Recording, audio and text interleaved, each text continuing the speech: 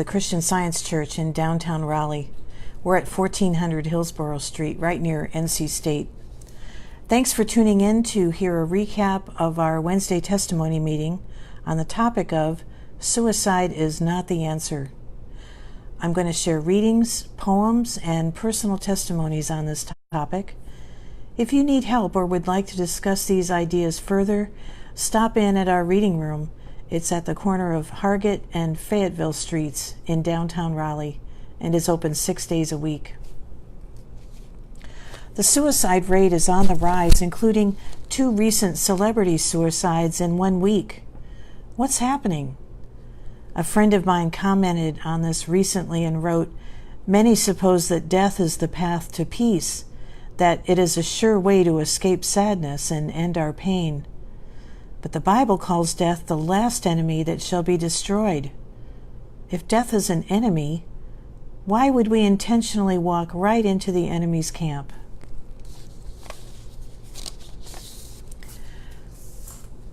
We started by singing hymn number 40, and it's words from a poem by Thomas Moore.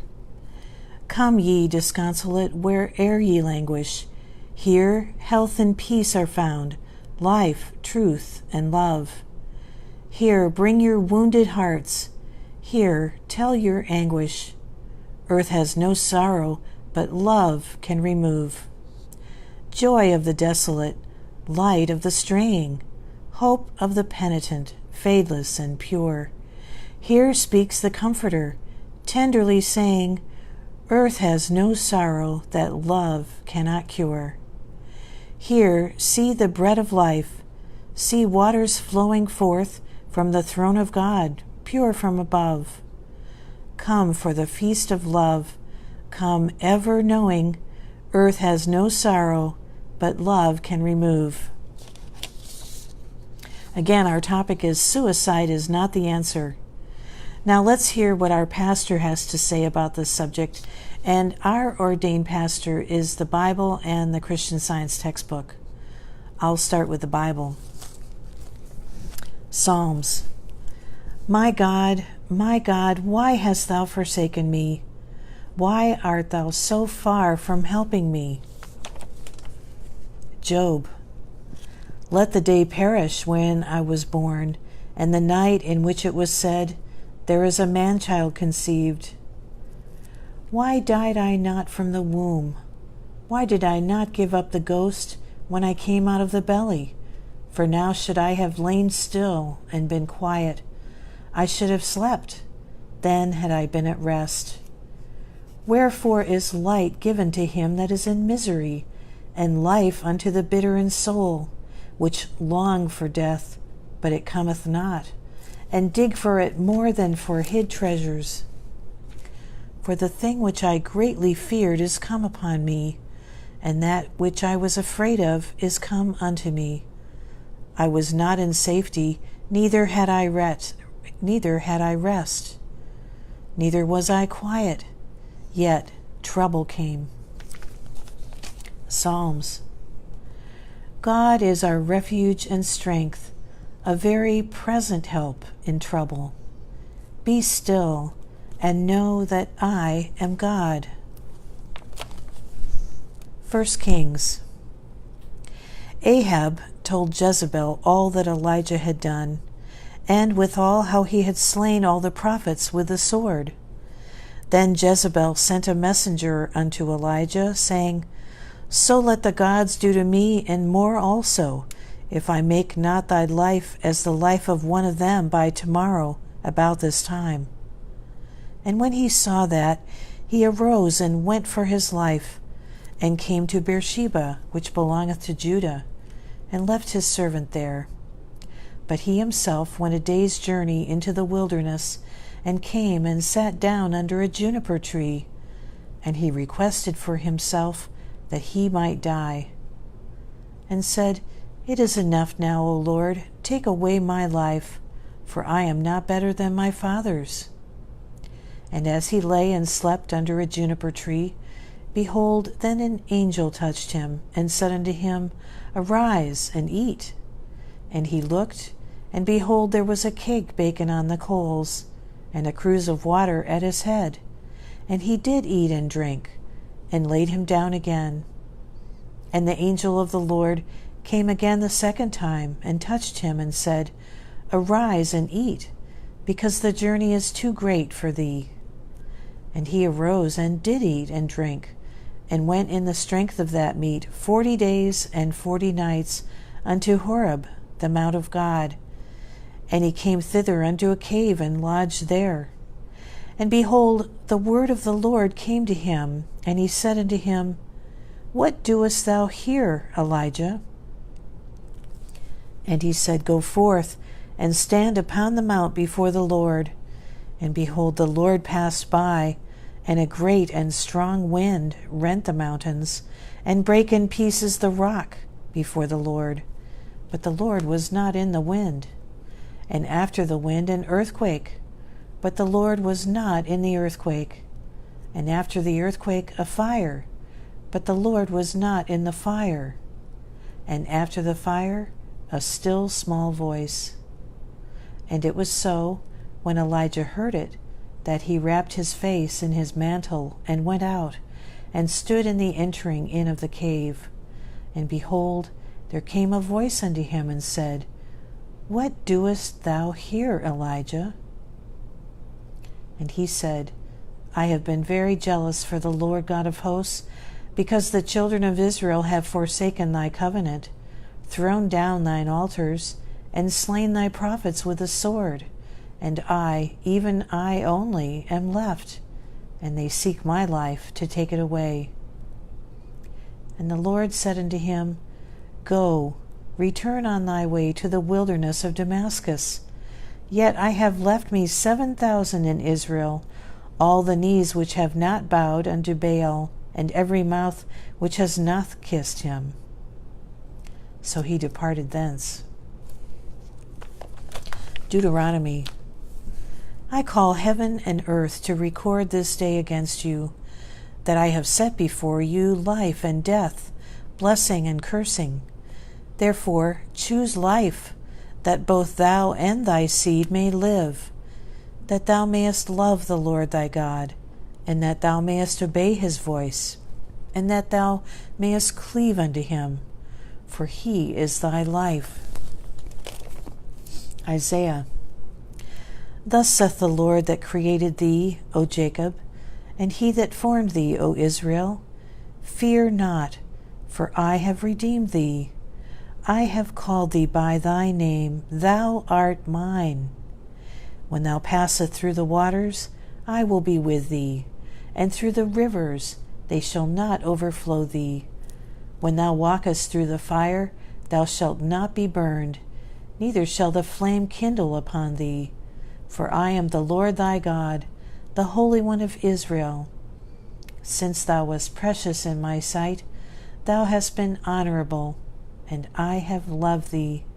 Fear not, for I am with thee. Matthew. Then was Jesus led up of the Spirit into the wilderness to be tempted of the devil. And when he had fasted 40 days and 40 nights, he was afterward and hungered. And when the tempter came to him, he said, If thou be the Son of God, command that these stones be made bread. But he answered and said, It is written, Man shall not live by bread alone, but by every word that proceedeth out of the mouth of God. Then the devil taketh him up into the holy city, and setteth him on a pinnacle of the temple, and saith unto him, If thou be the Son of God, cast thyself down.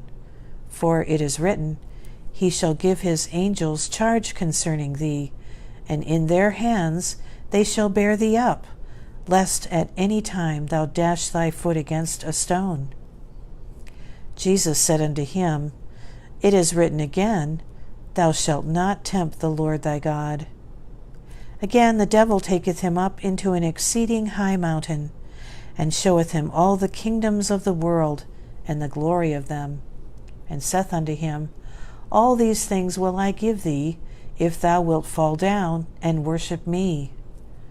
Then saith Jesus unto him, Get thee hence, Satan, for it is written, Thou shalt thou shalt worship the Lord thy God, and him only shalt thou serve. Then the devil leaveth him, and behold, angels came and ministered unto him. Ephesians. Put on the whole armor of God, that ye may be able to stand against the wiles of the devil. For we wrestle not against flesh and blood, but against principalities, against powers, against the rulers of the darkness of this world, against spiritual wickedness in high places. Wherefore, take unto you the whole armor of God, that ye may be able to withstand in the evil day, and having done all, to stand. 2 Corinthians. For though we walk in the flesh, we do not war after the flesh. For the weapons of our warfare are not carnal, but mighty through God, to the pulling down of strongholds, casting down imaginations, and every high thing that exalteth itself against the knowledge of God, and bringing into captivity every thought to the obedience of Christ. Romans. Who shall separate us from the love of Christ? Shall tribulation, or distress, or persecution, or famine, or nakedness, or peril, or sword? As it is written, For thy sake we are killed all the day long. We are accounted as sheep for the slaughter. Nay, in all these things we are more than conquerors through him that loved us. For I am persuaded that neither death nor life, nor angels, nor principalities, nor powers, nor things present, nor things to come, nor height, nor depth, nor any other creature shall be able to separate us from the love of God, which is in Christ Jesus our Lord. Psalms. The Lord is my shepherd, I shall not want. He maketh me to lie down in green pastures. He leadeth me beside the still waters. He restoreth my soul. He leadeth me in the paths of righteousness for his name's sake. Yea, though I walk through the valley of the shadow of death, I will fear no evil, for thou art with me. Thy rod and thy staff, they comfort me. Thou preparest a table before me in the presence of mine enemies. Thou anointest my head with oil. My cup runneth over. Surely goodness and mercy shall follow me all the days of my life, and I will dwell in the house of the Lord forever. Now I'm going to read correlative passages from the Christian Science textbook, which is called Science and Health, written by Mary Baker Eddy. Divine love always has met and always will meet every human need.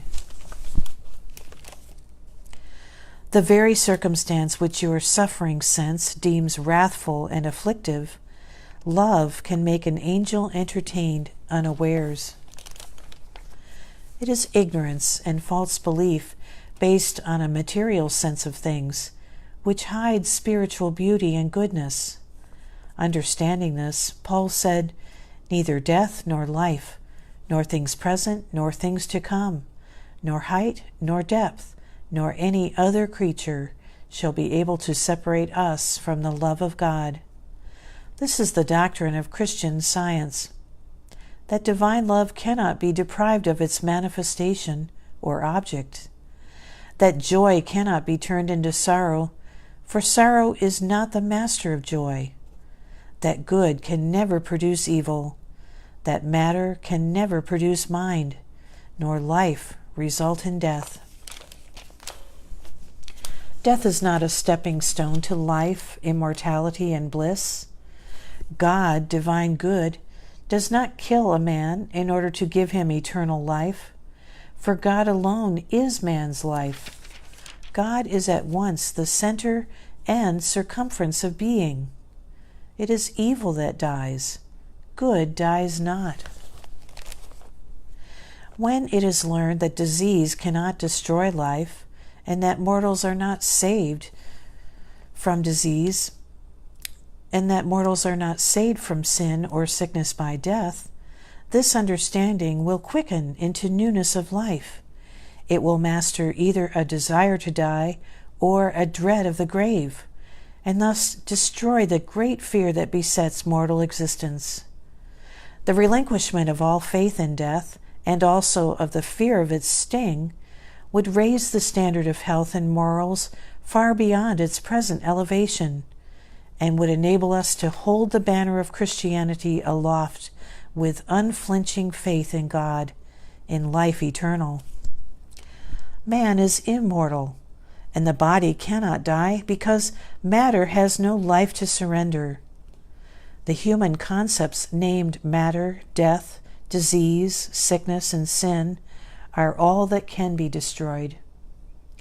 If it is true that man lives, this fact can never change in science to the opposite belief that man dies. Life is the law of soul, even the law of the spirit of truth, and soul is never without its representative. Man's individual being can no more die nor disappear in unconsciousness than can soul, for both are immortal.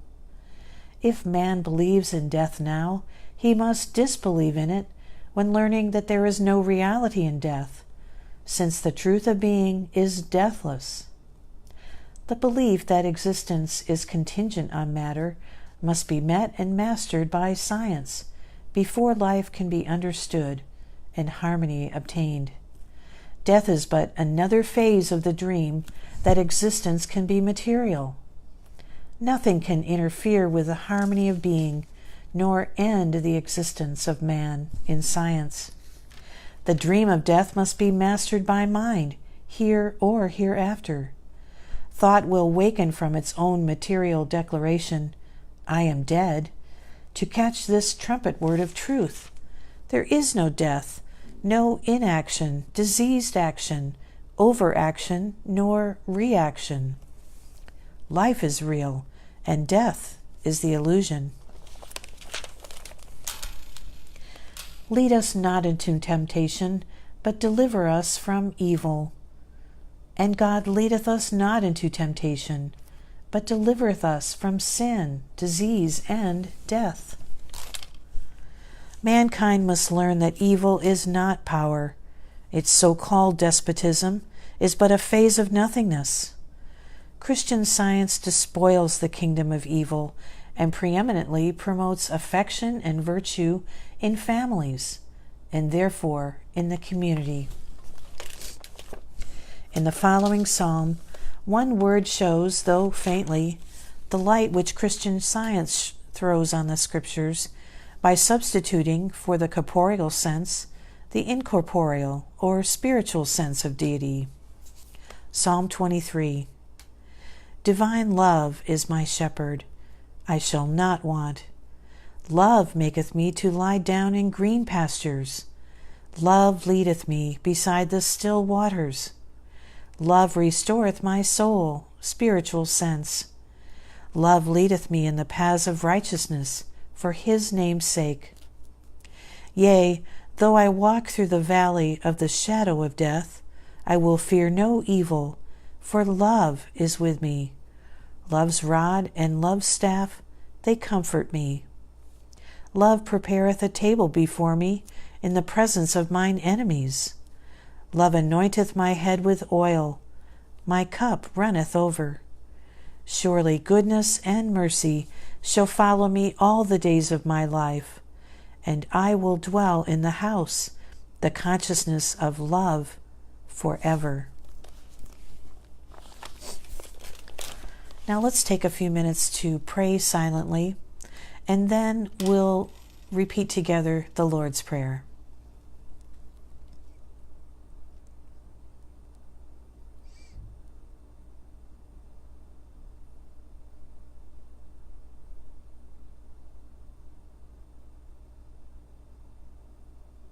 And now the Lord's Prayer. Our Father, which art in heaven, hallowed be thy name. Thy kingdom come. Thy will be done as it is in heaven. Give us this day our daily bread, and forgive us our debts as we forgive our debtors. And lead us not into temptation, but deliver us from evil. For thine is the kingdom, and the power, and the glory, forever.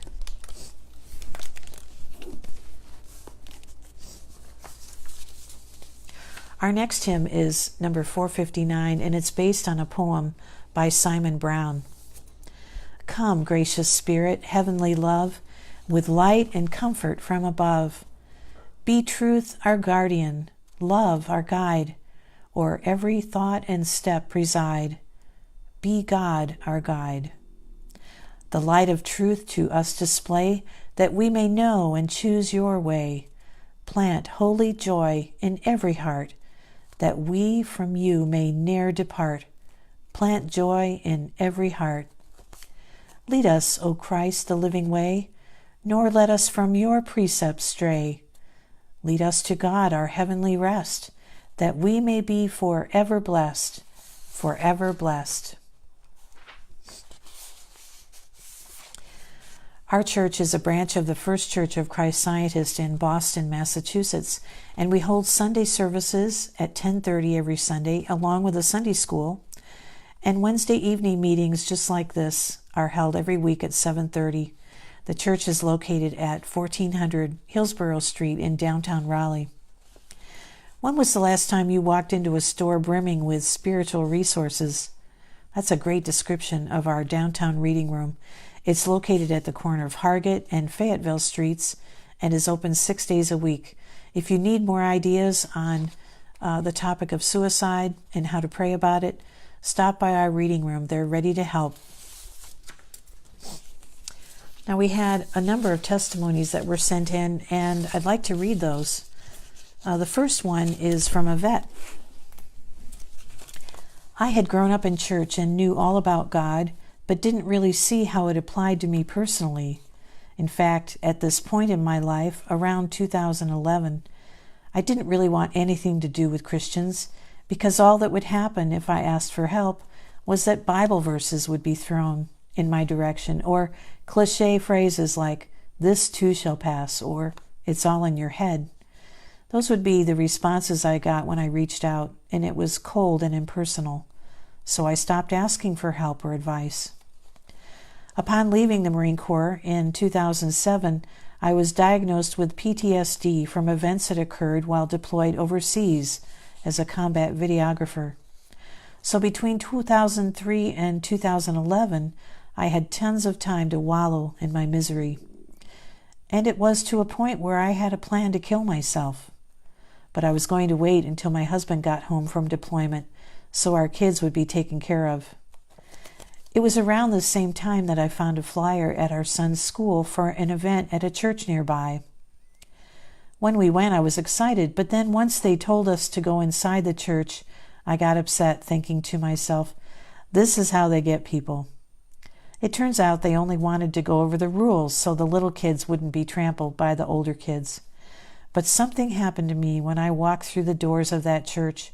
I felt something different, inviting, and love. I had never felt that before. I was hooked and knew this is where I needed to be.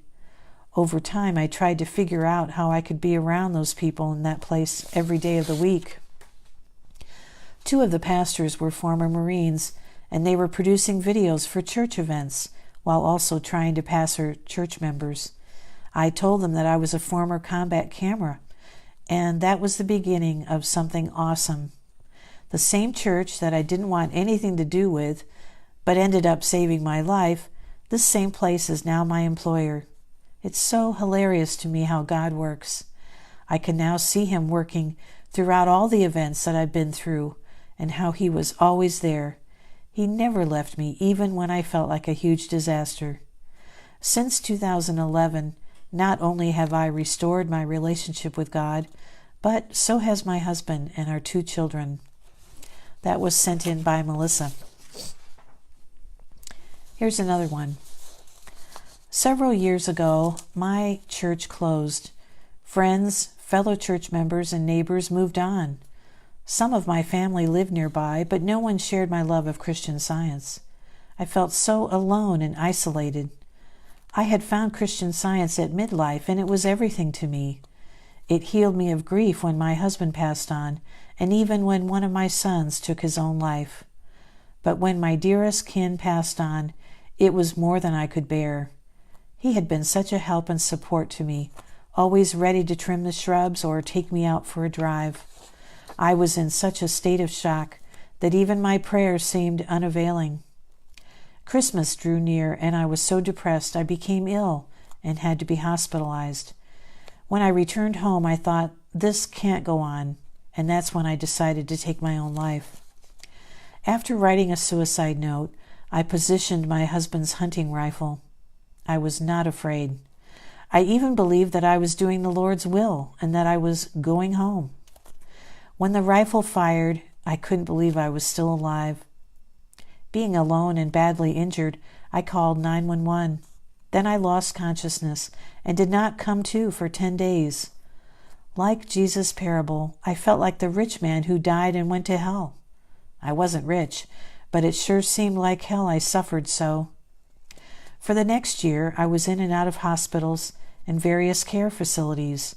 I was even in a mental institution for a time, where I was treated for PTSD. I began to use morphine and opioids for pain relief. Finally, I thought, if I can only get back home, maybe things will get better. Things did get better, but very slowly. Because of dim eyesight, I was not able to read the Christian Science periodicals. It was a great support to have the Bible lesson and Mrs. Eddy's writings on CD. And I was finally able to be in touch with a Christian Science practitioner who prayed with me whenever I was not using medications. It was so helpful to talk with someone who loved Christian Science as much as I did. Little by little, physiology began to lose its hold on me. I haven't been to an emergency room for over a year. Even my need for practitioner help is less frequent, as I am learning better how to pray for myself and my family. Last November, for the first time in 14 years, I attended my Christian Science Association by listening to the entire address over the phone. I still live alone, but I am less apt to give in to loneliness. I'm grateful to be able to walk about without aid and to care for myself and my home. Although there is more to meet, I am so grateful for the progress I have made. Glory be to God for His great love and for Christian Science. It is such a beacon of light and comfort for me. That was sent in by Mabel. Here's another one. Somehow, whenever I have felt downhearted or joyless, God's love has always reached through the darkness and sustained me, rekindled my hopes, and helped me find brighter skies and sturdier resolve. During a time when my mother was suffering from a terminal disease, she was so despondent that she tried twice to end her life. But suicide never tempted her again once she was healed in Christian Science. Within 3 months she was well and remained active and buoyant into her 80s. On 2 occasions I have seen Christian Science lift people out of deep depression over issues that so overwhelmed them they were tempted to use suicide as a way out. But step by step, both men were able to overcome their difficulties by patiently trusting God's care. As a result, they gained a sense of peace and realized more stability in their lives. The love of God is indeed the liberator, a strong deliverer, a very present help in trouble. And here's another one. I was driving along the highway to church one Wednesday night when I saw someone standing on the bridge above me. It looked as if he was standing on the other side of the railing, as if maybe he was about to jump. It was hard to see what was really going on, and there was no way for me to stop, but my thought went instantly to prayer. I had already been keeping my thoughts open to God during my drive, listening for God's assurance that I was loved and cared for as I was feeling down. At that moment under the bridge, a line from a dearly loved hymn came immediately to mind. Everlasting arms of love are beneath, around, above. My favorite synonym for God is love, and in a split second, I got a completely new view of what it means to say that God is love. To me, those everlasting arms of love meant that love is the only active presence, completely surrounding and tenderly caring for me and everyone, everywhere and always. I felt in a profound way that love is in total control every moment. No one can actually opt out of being loved by God. Love, being all, truly is all there is. When I got to church, I was surprised to discover that the first hymn was that very same one, and the readings address safety from a spiritual standpoint in support of families fleeing Middle Eastern countries for parts of Europe. The readings help me see that as healers, we are each responsible for responding to cries for help in any form, and also that God gives us the ability to help, the ability to see where our help is needed, and the ability to know that God is governing the situation. I heard many passages that night from the Bible and Science and Health with Key to the Scriptures by Mary Baker Eddy, which helped me expand on my initial prayers in the car. Later that evening, I asked God in prayer what to think about the situation. I wondered if I really had seen a man on the bridge at all, and if I had, was he okay? I've had plenty of experiences praying this way, and I always know when the answer is for real, that I'm really hearing God, when I feel total peace. In this instance, the answer I got in prayer from God was, He didn't jump. I felt such peace and conviction when I heard this, so I knew it came from God and I wasn't making it up. Several days later, I was still curious about whether I did in fact see a man on that bridge, so I did an internet search on it. I found a news article that confirmed what I'd seen. Right around the time I'd passed under that bridge on Wednesday night, a man had indeed been planning to jump. However, an off-duty police officer talked with him for a while, and the man changed his mind, moved away from the edge of the bridge, and climbed back over the railing to safety. The article specifically noted that the officer hugged this man for a while. It was such a tangible reminder of how we're never outside of love's embrace, and this was a message I so desperately needed to hear for myself that week too. That was sent in by Ellen. Well, we'd love to hear your comments on this topic, and you can do that by just commenting right below this video. And also, if you need more ideas on how to pray, do please stop by our reading room. It's located at the corner of Hargett and Fayetteville Streets in downtown Raleigh. Come join us live for our next Wednesday night service.